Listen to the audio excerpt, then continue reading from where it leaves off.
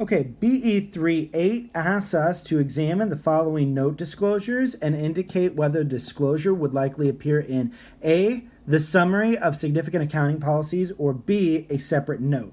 Remember that the summary of significant accounting policies attempts to convey management's choices about acceptable methods under GAAP.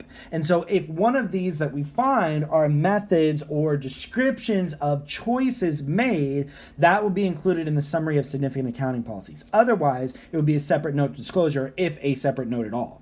Number 1 says depreciation method. Well, choosing a depreciation method is a management choice, and so that would clearly fall under the summary of significant accounting policies. So that would be A.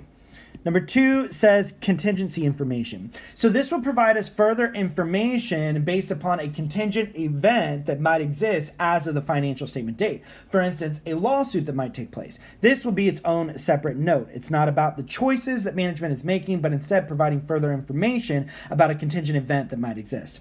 3 is significant issuance of common stock after the fiscal year end. This again is not a management choice, but an event that is taking place after the financial statement date, but presumably before the financial statements are being issued, and so this is its own separate note.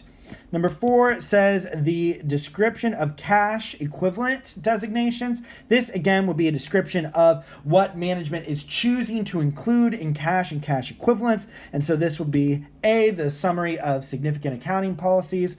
5 is long-term debt information. This is going to get its own separate note disclosure. It's not about choices that are being made, but about specifics of long-term debt. For instance, how long it lasts, when it matures, what the interest rates might be, that sort of thing. 6 says inventory costing method. This again is about management's choice. Are we using FIFO, LIFO, weighted average, specific identification, those types of methods. And so this would be